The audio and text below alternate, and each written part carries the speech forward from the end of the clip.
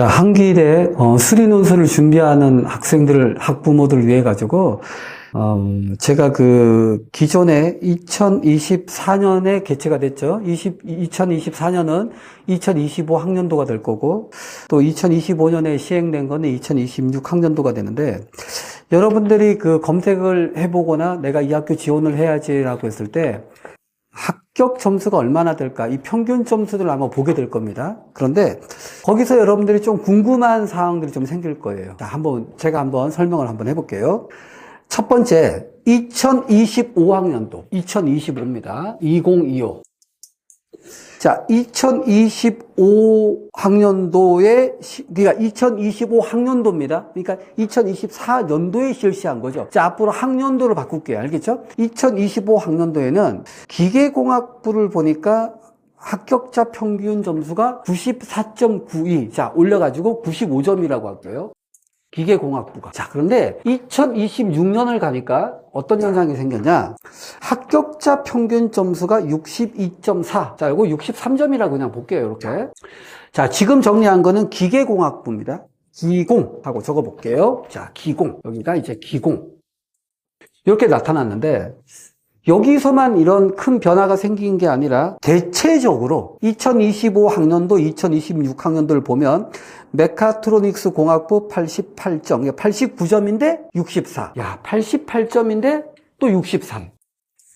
대체적으로 이런 변화들이 생겼다는 얘기죠. 한마디로 얘기하면 이때는 높았는데 이때는 낮아졌더라 이 얘기예요. 여러분들이 보게 되면은. 그리고 응시자 평균 점수를 보게 되면 제가 여러분들이 이건 표를 참고하면 됩니다. 제가 예를 들기 위해서 그냥 위에서 두 번째로 학교에서 나와 있는 것 중에 위에 두 개만 적었는데 응시자 평균 점수를 보니까 자, 여기는 27점.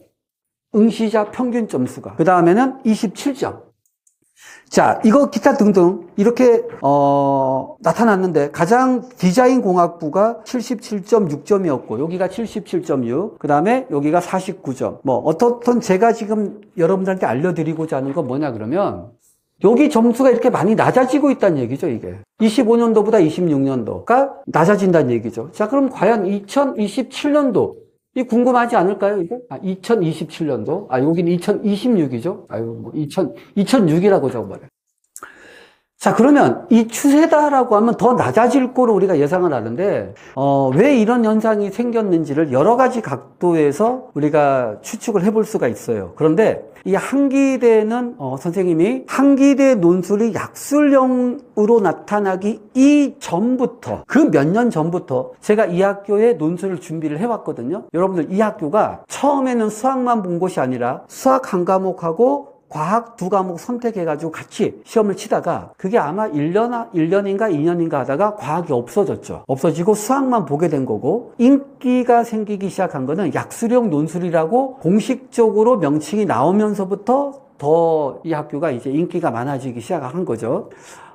약술형 논술의 이 학교가 우리나라의 선구자, 가장 선두주자가 아니었나 이런 생각을 제가 해보게 되는데 그러면 이제 오늘 내가 여러분한테 알려드리려고 하는 건 뭐냐 그러면은 단순하게 야 이게 성적이 점점 낮아지지 않았냐 합격자 평균 점수가 어떻게 27점이냐 어떻게 이렇게 낮아졌을까 이거를 우리가 조금 고민을 해볼 필요가 있다는 얘기죠 여기.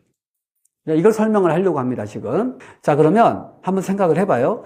2025년하고 2026년을 비교하니까, 야, 합격자 평균 점수가 더 낮아졌네? 더 낮아졌죠, 그죠? 그러면 첫 번째 우리가 생각해 볼 게 뭐냐 그러면 문제가 어려웠을까? 자, 문제가 어려웠을까? 이 부분이 되겠죠. 자, 요인 첫 번째 문제의 난이도가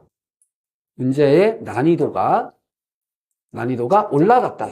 이렇게도 생각을 해볼 수가 있어요. 자, 그런데 선생님은 이렇게 난이도가 올라가서 내려갔다. 여기에는 조금 더 선생님은 그렇게 동의하지 않습니다. 자, 왜 그러냐 그러면 여러분들도 잘 알다시피 수학이라는 거는 자기가 풀어야 되는 영역권이 있어요. 자, 내가 만약에 나는 이 점밖에 못 풀어. 그럼 이 점만 푸는 거죠. 근데 이 점은 기가 막히게 잘 풀죠. 그런데 내가 3점 쉬운 것까지는 그래도 풀어내. 그러면 영락없이 3점 3점 쉬운 것까지는 풀어낸다는 얘기죠. 근데 그 학생이 나 3점 어려운 문제는 못 풀겠어 하면 자기가 풀 수 있는 게 3점 쉬운 거라 그러면 3점 어려운 영역은 손을 또 못 대게 돼 있고, 자, 내가 3점 어려운 것까지는 풀지만 4점은 좀 힘들어. 그러면 아무리 열심히 공부해도 그 영역을 넘어서기란 상당히 힘들다는 얘기예요. 그러니까 어느 정도 공부를 하면 자기가 맞출 수 있는 영역권이 있다는 얘기죠. 자, 그런데 이 약수령 논술을 실시하는 학교가 만약에 인기가 많아지고 경쟁률이 높아졌다라고 해가지고 문항의 난이도를 만약에 올렸다. 만약에 난이도를 올렸다라고 하면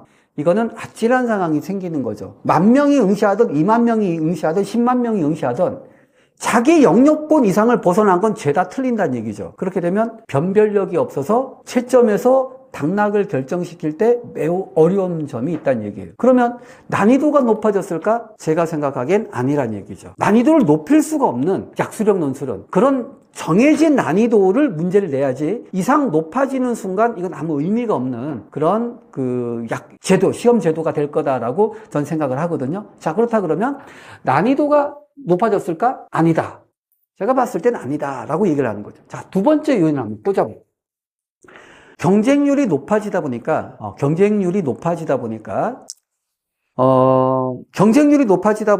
학생들이 많이 모이다 보니까 그냥 의미 없이 시험장에 오는 학생들이 있지 않을까. 왜? 뒤늦게 발견을 하고, 나도 이 학교를 한번 가볼까? 뒤늦게 발견을 하고, 나도 한번 시험을 쳐봐야지. 이런 애들이. 그런 학생들이 많아졌기 때문에 백지로 내는 애들이 많아졌다. 이렇게도 생각을 해볼 수가 있겠죠. 그죠? 한마디로 수준이 낮은 학생들이 응시를 많이 했다. 자, 요 부분은 어느 정도 공감을 해줄게요, 저기. 그럴 수 있어요. 왜?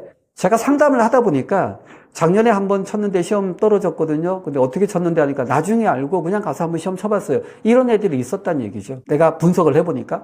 요 점은 내가 조금 이해를 하겠다는 얘기죠. 자, 그런데 그럼에도 불구하고 더 결정적인 게 있다는 얘기죠. 오늘 내가 그 내용을 여러분들한테 알려주려고 하고 이 내용을 암과 동시에 한기대 수리논술은 이렇게 준비해야 되겠다라는 방향을 잡을 수가 있게 될 겁니다. 자, 그러면 제가 생각하는 그 세 번째 요인. 자, 세 번째 요인은 뭐냐? 바로 채점 기준이다. 학교에서 얘를 채점을 할 때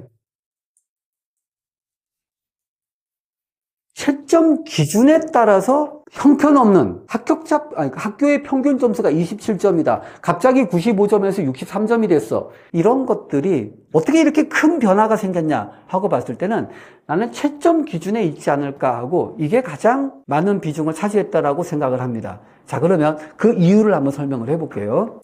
한기대 수리논술은 한기대하고 항공대가 공학대가 그렇습니다. 얘네들은 수학만 100%로 전형을 봐요. 그러니까 야, 너네들 그 학교 교과 필요 없어, 모의고사 성적 필요 없어. 야, 그냥 와가지고 시험 쳐봐. 그냥 시험 쳐봐. 이거 잘 보면 그냥 합격시켜줄게. 이게 바로 이 학교의 약수령 논술고사의 수리논술의 특징이란 얘기죠.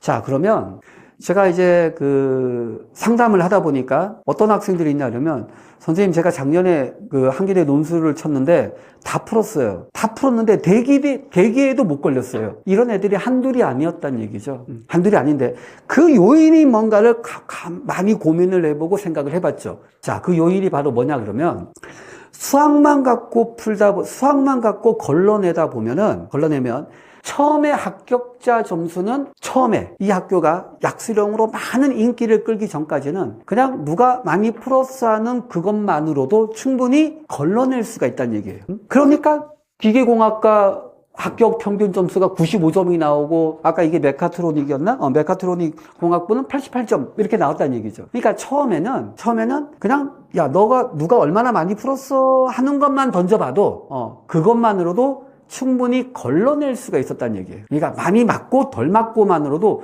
걸러낼 수가 있었는데 이게 만약에 시간이 조금 지나서 응시생들이 많아지고 응시생이 많다 보니까 내가 90점이면 합격하는데 하고 90 점수 갖고 채점을 해보니까 뭐야 10명 모집을 하는데 90점 넘은 애들이 100명이야. 이게 난리 난 거 아니에요, 지금? 90점만 넘으면 합격인데. 예전에는 그거 넘으면 합격만 해도 그 점수로 잘라낼 수가 있었는데, 지금은, 야, 90점이 합격인데, 야, 90점 넘은 애들이 몇 명이야. 정답 갖고 채점만 해보다 보니까, 야, 이거는 100명, 50명 이렇게 돼버리는 거야. 그런데 여러분들, 예를 들어서, 가천대죠. 뭐 가천대라든가 다른 기타 학교들, 그런 학교들을 보면 걸러낼 만한 종류가 좀 있어요. 예를 들어볼까요? 가천대. 야, 그래도, 야, 한 과목 정도는 수능에서 3등급 이상이 나와야 되지 않을까? 그럼 시험을 쳐보니까 나는 성적은 높이 나왔는데, 점수는 합격했는데, 3등급이 안 돼. 한 과목도. 한 과목만 넘어도 되는데. 그럼 어떻게 해요? 아주 편하게 걸러진다는 얘기죠. 자, 여기에 또 한 가지. 야, 학교 교과 성적을 한번 넣어봐. 여러분들, 교과 성적은 100분위로 잡아내게 되면 100명이 넣어도 점수를 여러분 나눌 수가 있어요. 높낮이를. 그러면 이런 요인들이 조금만 있다라고 하더라도 시험을 쳤을 때 교과 성적으로 얘는 걸르자 이렇게 해나갈 수 있다는 얘기죠. 그런데 수학만 갖고 평가를 해야 되는 이 한기대의 특징은 뭐냐? 그냥 문제를 풀어야 돼. 문제를 풀어서 채점을 내갖고 점수를 보니까 야, 이거 너무 많이 나왔어. 잠깐만, 야, 다들 좀 모여봐. 어떻게 걸러낼래? 수학 점수밖에 없으니까. 그러면 과정을 한번 보자. 과정을. 그러면 그 과정을 보다 보니까 채점 기준을 거기다 걸어버리는 거죠. 근데 과정을 하나를 딱 걸어버리니까 그 과정을 통과하다 보니까 점수가 훅 떨어지는 이런 현상이 발생이 충분히 될 수 있다는 얘기죠. 저는 이 경우가 더 크다라고 봐요. 자, 그러면 한기대가 이 논술 제도를 계속 유지한다라고 하면은 작년에도 채점 당락 걸러내는데 고생을 했다. 그러면 이번에도 예측을 할 거 아닙니까? 이번에도 조금 힘들어지지 않을까? 걸러내는 게? 그러면 애초부터 걸러낼 수 있는 과정의 문항을 낸다는 얘기죠. 여러분들, 원래 논술, 수학이라는 거는 논리를 따지는 학문이에요. 그러니까 그러므로 따라서. 근데 한편 이런 게 있었잖아. 공리를 적용시키면서 이렇게 문장을 흘러내려가야 되는데 여기에 문항을 어설프게 출제하다 보면 걸러낼 수 있는 과정이 없다라고 하면 걸러내기가 너무 힘들어지는 거죠. 야, 정답은 둘 다 맞았는데 좀 과정을 볼까 하니까 누가 더 글씨를 예쁘게 썼냐? 누가 내어 쓰기를 잘하고 그냥 쓰기를 잘하고 이거밖에 없다는 얘기죠. 그러면 이거는 문항 출제할 때부터 이미 힘든 길을, 당락을 이렇게 떨어뜨리거나 붙게 할 수 있는 그 기준점 없이 문제를 출제하게 됐다는 얘기죠. 그래서 한기대는 향후 앞으로 이렇게 출제가 됩니다. 아주 쉬운 문항 하나를 내더라도 거기에 논리가 적용될 수 있는 문항을 낸다는 얘기죠. 그럼 여러분들, 수학에서 말하는 논리라는 게, 약수령에서 말하는 논리라는 건 긴 문항을 풀어내는 게 아니라 곧 단답형으로 쭉쭉쭉 누구나 알 수 있는 그 풀이 과정을 적는 과정 속에 논리를 적용시킨다라는 거는 출제되는 문제가 이제는 정해지게 된다는 얘기죠. 왜냐?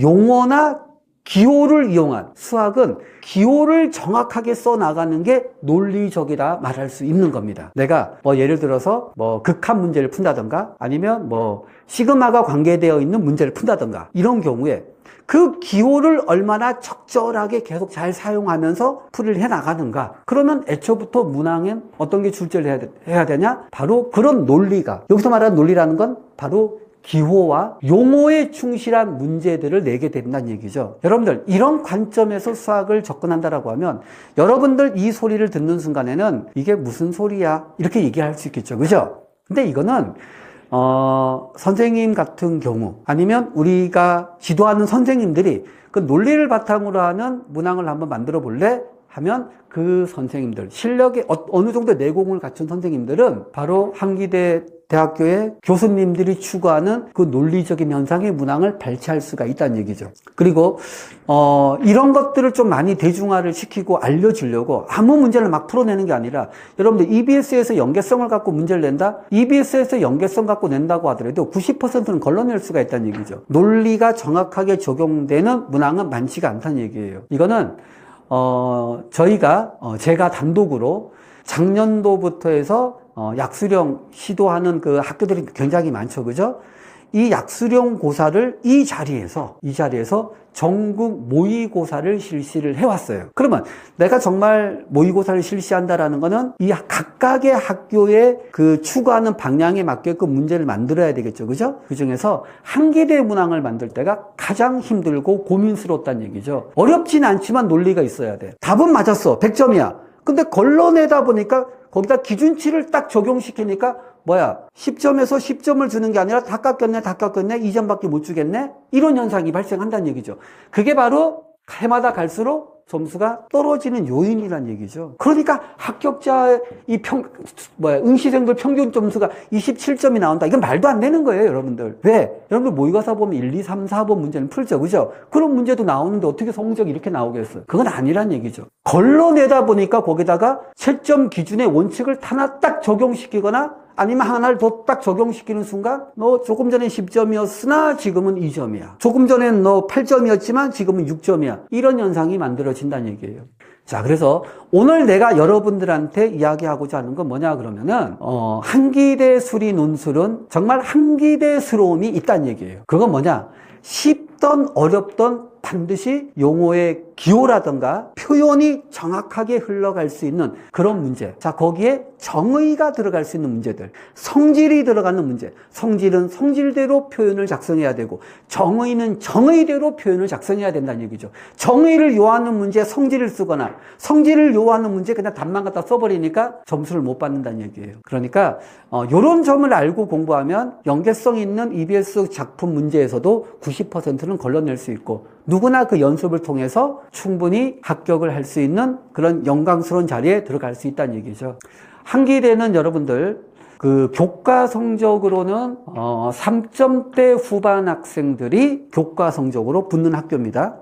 4점대 초반 학생들이 교과로 지원하게 되면 50대 50이 되는 거예요. 4점대 초반이. 자, 그런데 내가 등급이 6등급이야. 7등급이야. 그럼 이런 학생들은 같은 반에 있는 애가 쟤는 평균 내신이 4점대야. 3점대 후반이야. 그럼 거기서 벌써 10등 의식이 있는 거야. 쟤는 나보다 잘해. 쟤는. 근데 여러분들 3점대 후반의 학생들이 교과 전형을 넣었을 때 붙을 확률은 70% 이상이다라고 보면은 4점대 초반의 학생이 교과 전형을 넣었을 때 붙는 전형은 제가 확률상 5대5, 50% 정도가 되지 않을까. 그동안 원서를 써보고 학생들과 상담을 해봤을 때 얻은 결론입니다. 50대 50이에요. 자, 그런데 내가 6등급이고 7등급인데 어느 날 우연히 알게 돼가지고 여기 천안 비상에두를 알게 되고 천안 비상에두가 최초로 한기대 약술형 논술고사의 문제지도 출판하고 몇 년 전에 제가 최초로 출판을 했습니다. 그리고 전공 모의고사도 시행을 하고 있어. 근데 우연히 거기를 갔어. 가가지고 수업을 들었더니 6등급, 7등급인 내가 수업 준비를 하니까 오히려 확률이 80%, 90%가 되네? 이런 기회를 여러분들이 맞이할 수가 있다는 얘기예요. 그러니까 그러면 어떤 결과가 발생할까요? 4등급 때 애가 한기대 교과로 지원을 했고 나는 6등급, 7등급 때 같이 지원을 했어. 그런데 얘는 떨어졌대. 나는 붙었는데. 거기서 오는 또 짜릿한 기분이 좀 있지 않을까요, 여러분들? 두 번째, 쟤는 3점대 후반이야. 나는 6등급, 5등급, 7등급이야. 그런데 막상 학교를 갔더니 나보다 훨씬 잘한다고 내가 평소에 쟤는 공부 잘하네 하고 인정했던 친구랑 한기대 매점에서 만나는 거죠. 정문 앞에서 만나는 거야. 너 어쩐 일이냐? 나도 수업 들으러 가. 여러분들 이러면 되게 짜릿하지 않을까요, 여러분들? 이게 바로 입시에 있어서 어떠한 전형을 어떻게 선택해서 집중하느냐 이 차이라고 봅니다, 여러분들. 그러니까 여러분들 내가 등급이 낮다고 해갖고 무너지거나 포기하지 말고 내가 이거야 하고 했다라고 하면은 한번 매달려 보세요. 여러분들이 학교 다니면서 내신 성적이 5등급, 6등급, 7등급이면 이미 교과 성적에서는 실패한 성적이라고. 학교 생활이 좀 무너졌다라고 볼 수 있는데 여기서 전화위복으로 역전을 시켜서 한기대 수리 논술이라는 약술형 논술을 통해서 합격을 한다라고 하면 여러분들이 가졌던 그 고등학교 생활은 오히려 아주 영광스러운 그런 생활이 되지 않을까, 보람찬 생활이 되지 않을까 이렇게 생각을 해봅니다. 학생들이 연락이 와요. 끝나고 나서 장학금 받았어요. 저 합격만 기대했는데 장학금 받았어요. 근데 왜 이제 전화했어? 너무 기뻐갖고 온 동네방네 떠돌고 다니다가 나중에 생각났어요. 그래 잘했어. 어떤 학생은 제가 수석했는데요. 제가 왜 수석을 했죠? 바로 이런 기회가 얼마든지 변수가 있을 수 있다는 얘기예요. 자, 여러분들 문은 활짝 열려 있습니다. 열려 있고 어떻게 할까 고민하지 마시고 오셔가지고 열심히 배워가지고 한번 고등학교 성적에서 좀 주춤했던 걸 한 번은 딱 변화시킬 수 있는 기회를 만들길 바랍니다. 엄마들은 그래요. 6등급, 7등급 학생들은 우리 어떡하죠? 정말 지푸라기라도 잡고 싶어요. 이런 마음으로 옵니다. 여러분들 이렇게 분석을 하고 여기에 걸맞는 문항을 던져주고 연습을 시켜주고 전국 모의고사 실시도 하면서 문제집까지 출판한 이런 곳에서 여러분들 이 수업을 듣는다라고 하면은 지푸라기가 아니라 여러분들 아주 굵고 단단한 동아줄을 던져줄 겁니다. 여러분들 꽉 잡으세요. 꽉 잡으면 이대로 여러분들 고사장까지 끌고 갈 테니까 아시겠죠? 꽉 잡는 정도가 아니라 나 이거 아니면 안 돼 하는 거다 열정과 정말 간절함을 담아요. 열정과 간절함이 그 동아줄을 꽉 잡을 수 있는 안전벨트가 될 겁니다, 여러분들. 그러니까 이 기회를 놓치지 마시고 용기 내갖고 도전하시길 바랍니다. 어쨌건 한기대에서 이루어졌던 시험들이나 이런 것들에 대한 분석은 갈수록 낮아진다라는 거는 거기다가 너무나 많은 학생들이 다 합격점이 올랐으니까 걸러낸다라는 거는 채점 기준을 던진다는 얘기죠. 거기다가. 그러면 그 던진 채점 요인을 피해 나가거나 통과할 수 있는 그런 문항 연습을 여러분들이 해주면 된다는 얘기예요. 이상입니다. 늦지 않았으니까 오셔가지고 열심히 준비해가지고 합격의 영광을 누리길 바랍니다.